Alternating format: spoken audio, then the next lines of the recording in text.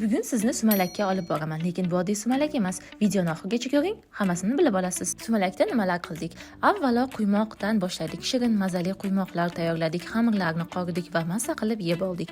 Va undan keyin esa issiq kiyinib ko'chaga chiqdik. Qozonlar tayyor, suvlar tayyor, o'choqlar yoqilgan edi va nihoyat sumalak tayyorlashni boshladik. Juda ham qizg'in ish avjida edi.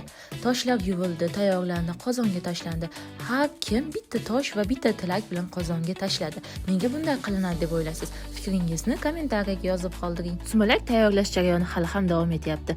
Hamma bir joyga yig'ilgan, qarindoshlar, qoni-qo'shnilar hamma bir joyda yelkadosh bo'lib bir-biriga yordam berishyapti. Tilaklar aytildi, duolar qilindi, sumalakni kavlandi va bu paytda esa biz mehmonlar uchun osh tayyorladik va mazali bo'lgan oshlarimizni ularga taqdim etdik. Ular ham mazza qilib o'tirishdi, katta-yu kichik xursand, hamma diydor shirin qilib suhbat qilishdi. Juda ham ko'pchilik to'plandik.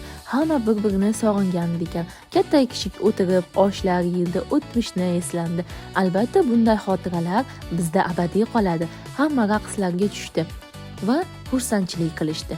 Bugungi kunimiz yanada qiziqarli o'tdi, chunki orada tug'ilgan kun ham nishonladik. Albatta bunday kun bolalar uchun ham juda ham quvonchli kun bo'ldi.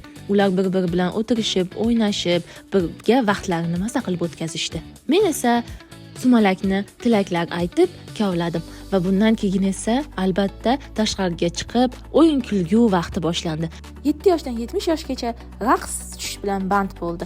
Hamma xursand bo'lib raqslarga tushdi. Albatta kelganlar maza qildi, kelmaganlar armonda qoldi. Bu yog'ini raqslarimizda o'zingizlar ko'rishingiz mumkin.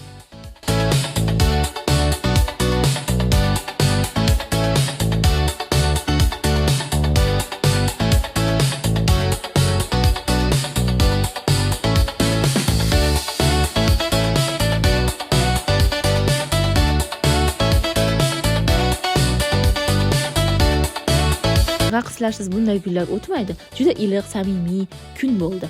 Sumalak bu shunchaki taom emas. Sumalak qilish bu bizning an'anamiz, bizning xursandchiligimiz, millatimizni bir-biriga yaqinlashtiruvchi bir udum deb hisoblayman. Ko'rganinglardek, rosa o'yinlarga tushdik. Bas-basiga raqslarga tushdik va oxirida tugatib oldik. Va sumalakni ham yopish payti keldi. Kattalar sumalakni yopib duolar qilishdi. Albatta sumalagimiz Xudo xolisa juda ham shirin chiqadi. Agar siz videomizni oxirigacha ko'rgan bo'lsangiz, albatta bu videoda hammasi olib chiqilmagan. Bundan ham qiziqlari ham vaziyatlar bo'ldi. Lekin qisqa qilib aytganda, sumalagimiz zo'r o'tdi. Oxirida duolar qilindi, hamma bir-biriga tilaklar aytdi. Shu bilan sumalakdagi bir kunim tugadi.